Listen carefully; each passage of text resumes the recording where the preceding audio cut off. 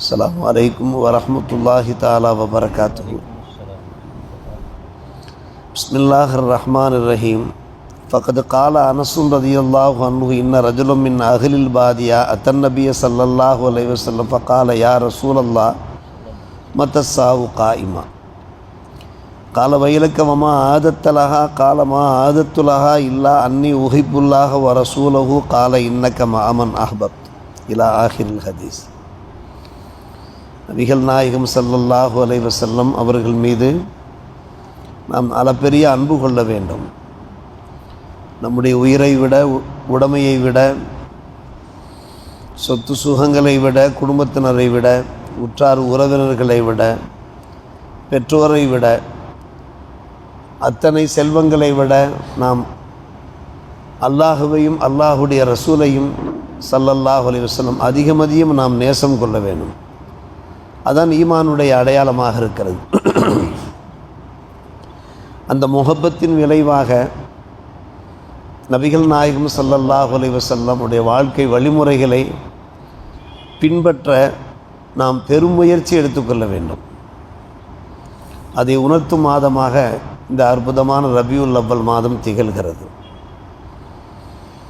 நபிகள் நாயகம் ஸல்லல்லாஹு அலைஹி வஸல்லம் அவர்களுடைய அன்பு தோழர்கள் பிரியப்பட்டார்கள். அதற்கு எந்த ஒரு உதாரணமும் சொல்லவே முடியாது. அவருடைய முஹப்பத்திற்கு இந்த உலகில் யாரையும் நேசிக்கலாம், நேசத்திற்கான அடையாள சின்னங்கள் பதிக்கப்பட்டிருக்கலாம். ஆனால் சத்திய சஹாபிகள் பெருமானார் ரசூலே கரீம் ஸல்லல்லாஹு அலைஹி வஸல்லம் அவர்கள் நேசித்ததற்கு ஒரு உதாரணம் சொல்லவே முடியாது. அதற்கு ஈடு இணையே கிடையாது. அந்த முஹப்பத்துக்கான சில சான்றுகளைத்தான் இங்கே நமக்கு எடுத்துரைத்து கொண்டிருக்கிறார்கள். அந்தளவுக்கு பெண்ணம்பெரிய முஹப்பத் நம்மிடத்தில் இல்லாவிட்டாலும் கூட எந்த அளவுக்கு நாயகத்தின் மீது முஹப்பத் கொள்ள முடியுமோ, பாசம் கொள்ள முடியுமோ, அன்பு பாராட்ட முடியுமோ, நேசம் கொள்ள முடியுமோ, நேசத்தை நாம் வெளிப்படுத்த வேண்டும். அதுவும் கூட ஒரு இபாதத்தாக இருக்கிறது, இறைவனுடைய உத்தரவாக இருக்கிறது. அனஸ் ரலியல்லாஹு அன்ஹு அவர்கள் அருளுகிறார்கள். கிராமவாசிகளில் ஒருவர் பெருமானார் ரசூலே கரீம் ஸல்லல்லாஹு அலைஹி வஸல்லம் சமூகம் வந்திருந்தார். கியாம நாள் எப்போது யா ரசூலல்லாஹ் என்று வினா விடுத்தார். நபி அவர்கள் சொன்னார்கள், என்ன விஷயம்? வமா ஆதத்தலஹா, கியாம நாளுக்காக நீர் என்ன தயாரித்து வைத்திருக்கிறாய்? அந்த மனிதர் பதில் உரைத்தார், எந்த ஒன்றையும் நான் பெரிய அளவுக்கு தயாரிக்கவில்லை, மாறாக நான் அல்லாஹையும் அல்லாஹுடைய திருத்தூதரையும் அதிகம் நேசிக்கிறேன் என்று அந்த நண்பர் பதில் உரைத்தார். நபிகள் நாயகம் ஸல்லல்லாஹு அலைஹி வஸல்லம் அவர்கள் பதில் உரைத்தார்கள், இன்னக மஅமன் அஹ்பப்த, யாரை நீர் நேசிக்கிறாயோ அவரோடு நீ சுவனபதியிலே சேர்ந்திருப்பாய் என்று சொன்னார்கள். யோசித்து பார்க்கிறோம், முஹப்பத்தினுடைய ஒரு பரக்கத்தே நபியோடு சுவனம் கொண்டு போய் சேர்க்கிறது.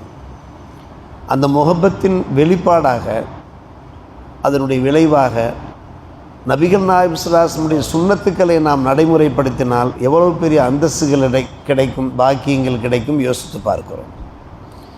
இந்த சம்பவத்தை எடுத்துரைக்கிற ஹஜ்ரத் அனஸ் ரலியல்லாஹு அன்ஹு அவர்கள் ஃபகுல்னா வ நஹ்னு கதாலிக, நாங்கள் எங்களுக்கிடையில் பேசிக்கொண்டோம், நாமும் அப்படித்தான் இருக்கிறோம். எப்படி இருக்கிறோம்? நாயகத்தை அளப்பெரிய முறையில் நாம் நேசித்து கொண்டிருக்கிறோம். ஆஹா,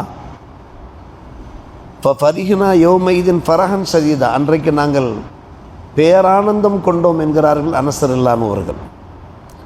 அதற்கான காரணத்தை அவர்கள் தெளிவுபடுத்தும் போது, ஃபரிஹ்னா பிதாலிக ஃபரஹன் ஷதீதா ஃபமா ஃபரிஹ்னா பிஷையின் ஃபரஹனா பி கௌலி ரசூலுல்லாஹி ஸல்லல்லாஹு அலைஹி வஸல்லம் அன்த மஅமன் அஹ்பப்த, நீர் யாரை நேசிக்கிறாயோ அவரோடு சுவனபதியிலே இருப்பாய் என்ற அந்த கிராமவாசியை பார்த்து பெருமானார் பேசினார்களே, அந்த நேரத்தில் எங்களுக்கு ஏற்பட்ட அந்த மகிழ்ச்சியை வார்த்தைகளால் வர்ணிக்க இயலாது. காரணம், அனஸ் ரலியல்லாஹு அன்ஹு அவர்கள் கூறார், நான் நபியை நேசிக்கிறேன், அபூபக்கரை நேசிக்கிறேன், உமரை நேசிக்கிறேன்.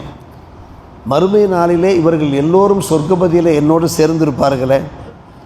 இல்லம் அமல் பி ஆமாலிம், அவர்கள் செய்த அமல்கள் அளவுக்கு நாம் அமல் செய்யாவிட்டாலும் முஹப்பத்துக்கே இவ்வளவு பயன்பாடா என்பதை எண்ணி நான் இரும்புது எய்தினேன் என்கிறார்கள் ஹஜ்ரத் அனஸ் ரலியல்லாஹு அவர்கள். ஒரு முஹப்பத்துக்கு இவ்வளவு பெரிய பரக்கத்து இருக்கிறது. அருமை சகோதரர்களே, மீலாதுன் நபி விழா நாம் எடுக்கிறோம் என்றால், நபிகள் நாயகம் ஸல்லல்லாஹு அலைஹி வஸல்லம் வரலாறுகளை பேசுகிறோம் என்றால், அவர்களுடைய திருப்பெயரால் மௌலூத் ஷரீஃபை நாம் ஓதுகிறோம் என்றால், அதனுடைய மெயின் நோக்கமே இந்த முஹப்பத் தான். நாயகத்தின் மீது நாம் கொண்டிருக்கக்கூடிய அந்த முஹப்பத்தை வெளிப்படுத்துவதற்கு ஏதாவது ஒரு சின்ன சான்ஸ் கிடைக்குமா என்று பார்க்கிறோம். சான்ஸை நாம் பயன்படுத்திக் கொள்கிறோம். அந்த முஹப்பத்தை இல்லாவிட்டால் லட்சம் லட்சமாக நாம் செலவு செய்ய வேண்டிய அவசியம் இல்லை. மௌலூத் ஷரீஃப் மஜ்லிஸ் நாம் நடத்த வேண்டிய அவசியமும் இல்லை. இது நமது நாட்டிலே மட்டுமல்ல, அரபு நாடுகளிலேயும் இந்த நிகழ்ச்சிகள் நடைபெற்றவாறு இருக்கிறது. குறிப்பாக ஏமனிலே லட்சக்கணக்கான மக்கள் குழுமி அந்த பெருமானார் ரசூலே கரீம் ஸல்லல்லாஹு அலைஹி வஸல்லம் அவர்கள் மீது மதுஹ ரசூல், நாயகத்தின் மீது அந்த புகழ் மாலை சூடுகிறார்கள். தாங்கள் பார்த்திருப்பீர்கள். உலகத்திலேயே தலை சிறந்த பேரறிஞர்கள் அந்த மஜ்லிஸிலே கலந்து கொள்கிறார்கள். தாங்கள் வலைதளங்களிலே பார்த்திருப்பீர்கள். லட்சக்கணக்கான மக்கள் குழுமுகிறார்கள் ஒரு மஜ்லிஸிலே. என்ன காரணம்? முஹப்பத்தை நாம் வெளிப்படுத்த வேண்டும். முஹப்பத்துக்கு இவ்வளோ பெரிய வீரியம் இருக்கிறது, சக்தி இருக்கிறது. இதோ ஸைத் இப்னு தஸினா என்பவர், அவரை ஆழம் பார்க்கிறார் அபூ சுஃபியான். ஸைத் இப்னு தஸினா இஸ்லாத்தை ஏற்றதற்காக அபூ சுஃபியான், அப்போது இன்னும் அவர் குறைஷி குல தலைவர், இஸ்லாத்தை ஏற்கவில்லை. அவரை சிலுவையிலே அறையப் போகிறார்கள், கொல்லப் போகிறார்கள். அபூ சுஃபியான் அவரை ஆழம் பார்க்கிறார். அயுஹிப்பு ஐயக்குன ஃபி அஹ்லிஹி வ முஹம்மது ஸல்லல்லாஹு அலைஹி வஸல்லம் ஃபி மகானிஹி ததுரிபு உனுக்கஹு. அவர் கேட்கிறார், நீர் வீட்டிற்கு செல்லலாம், நீ வீட்டிற்கு செல்ல விரும்புகிறாயா? உன்னுடைய மனைவி மக்களோடு குதூகலமாக இருக்க. ஆனால் முகமதுனுடைய தலையை நாங்கள் எடுக்க விரும்புகிறோம். அபூ சுஃபியான் அன்றைக்கு பயங்கர வைரியாக இருக்கிறார். ஸைத் இப்னு தஸினா, புதுசாக இஸ்லாத்தை சேர்ந்த அந்த ஸைத் ரலியல்லாஹு அன்ஹு அவர்கள் கூறுகிறார்கள், வல்லாஹி மா உஹிப்பு அன்ன முஹம்மதன் அலான ஃபி மகானி இல்லதி வ ஃபி துஸீபுஹு ஷௌகத்துன் தூதிஹி. நபி அவர்கள் மீது ஒரு முள் குத்துவதை கூட என்னால் சகிக்க முடியாது. நபியினுடைய தலையையே எடுக்கப் போகிறோம், நீ அதை சம்மதிக்கிறாயா? நீ உன்னுடைய வீட்டிலே சென்று சந்தோஷமாக இருக்கலாம் என்று அவர் அபூ சுஃபியான் கூறும்போது, ஸைத் இப்னு தஸினா கூறுவதென்ன, நபிகள் நாயகம் ஸல்லல்லாஹு அலைஹி வஸல்லம் காலிலே ஒரு முள் தைப்பதை கூட என்னால் ஏற்றுக்கொள்ள முடியாது. இன்னி ஜாலிஸுன் ஃபி அஹ்லி, நான் என்னுடைய ஃபேமிலியில் அமர்ந்து கொண்டிருக்கிற நிலைமையில். இந்த வார்த்தையை கேட்டு பேரதிர்ச்சிக்கு உள்ளாகிவிட்டார் அபூ சுஃபியான். ஒரு எதிரி, அந்த எதிரின் நாவிலிருந்து என்ன வார்த்தை வருகிறது பாருங்கள். மா ரஅய்து மினன் நாஸி அஹதன் யுஹிப்பு அஹதன் கஹுப்பி அஸ்ஹாபி முஹம்மதின் முஹம்மதா. இந்த வார்த்தை இருக்கிறதே உலகம் புறம் பிரபல்யமான ஒரு வார்த்தை. ஒரு முஸ்லிம்களுடைய எதிரியாக, முஹம்மது ஸல்லல்லாஹு அலைஹி வஸல்லம் எதிரியாக நின்று கொண்டு பேசுகிற அந்த பேச்சு சாதாரணமான பேச்சென்று சொல்ல முடியுமா? மக்களில் யாரும் யாரையும் நான் நேசிக்க கண்டதில்லை. முஹம்மது ஸல்லல்லாஹு அலைஹி வஸல்லம் சஹாபிகள், அவருடைய அன்பு தோழர்கள் முஹம்மதை நேசித்தது போன்று என்று கூறுகிறார். வார்த்தைகளால் வெளிப்படுத்துகிறார். பெருமானாரை அவருடைய அன்பு தோழர்கள் நேசித்தது போன்று இந்த உலகில் யாரும் யாரையும் நேசித்ததா நான் கண்டதில்லை என்று கூறுகிற போது, அந்த முஹப்பத்தினுடைய ஒரு பரக்கத்தை சற்று யோசித்து பார்க்கிறோம். அன்பான பெருமக்களே, கடைசியாக பார்க்கிறோம், அலி ரலியல்லாஹு தஆலா அவர்கள் முள் படுக்கையிலே படுத்திருக்கிறார்கள், மலர் படுக்கை அல்ல. ஆம், பெருமானார் ரசூலே கரீம் ஸல்லல்லாஹு அலைஹி வஸல்லம் அவர்கள் ஹிஜ்ரத்து புறப்படுகிறார்கள். ஹிஜ்ரத்து புறப்படுவதற்கு முன்னாலே ஜபரீல் அலைஹிஸ்ஸலாம் அவர்கள் மூலமாக அல்லாஹ் அறிவிப்பு செய்துவிட்டான், இன்று நீங்கள் உங்களுடைய படுக்கையிலே படுக்க வேண்டாம் என்று சொல்லிவிட்டான். இன்னன் நபிய ஸல்லல்லாஹு அலைஹி வஸல்லம் லம்மா அஸம அலல் ஹிஜ்ரா பாத அனித்தலஹு அலாமா தபீத்துஹு குரைஷுன் ஃபி தில்கல் லைலா வ அக்பரு ஜபரீல் அல்லாஹ் யபீத தில்கல் லைலா அலா ஃபிராஷி, உங்களுடைய ஃபிராஷில் நீங்கள் படுக்காதீர்கள் என்று ஜபரீல் மூலமாக அல்லாஹ் ரப்புல் ஆலமீன் அறிவிப்பு செய்துவிட்டான். அப்படியானால் அவருடைய படுக்கையில் யாராவது ஒருவர் படுக்க வேண்டும். காரணம், அங்கே உளவாளிகள் உளவு பார்த்து கொண்டிருக்கிறார்கள், புலனாய்வு செய்து கொண்டிருக்கிறார்கள். எப்போது முஹம்மது வீட்டை விட்டு வெளியே வருவாரோ அந்த நிமிஷத்திலே அத்தனை தலைவர்களும் சேர்ந்து அவரை தாக்கி அவருடைய தலையை எடுத்து விடுவது என்கின்ற கங்கணம் கட்டிக்கொண்டு வீட்டிற்கு வெளியே நிற்கிறார்கள். சம்பவம் அன்பான பெருமக்களே, உண்மை சம்பவம். ஆனால் அல்லாஹ் அறிவிப்பு செய்துவிட்டான், இன்று இரவு நீங்கள் உங்கள் படுக்கையிலே படுக்காதீர்கள், வெளியே சென்று விடுங்கள் என்று.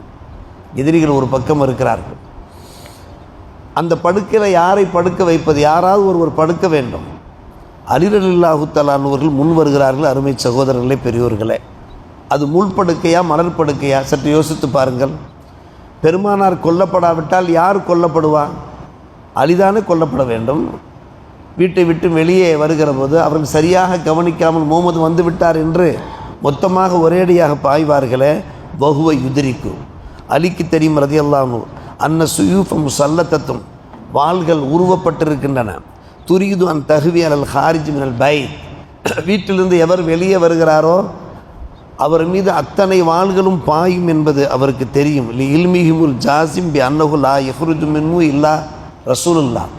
ஏனென்றால் வெளியே இருக்கக்கூடிய மக்கள் அனைவரும் அறிந்து வைத்திருக்கிறார்கள், வீட்டை விட்டு வெளியே வரக்கூடியவர் ரசூலுல்லாஹ் தான் வருவார் என்று விளங்கி வைத்திருக்கிறார்கள்.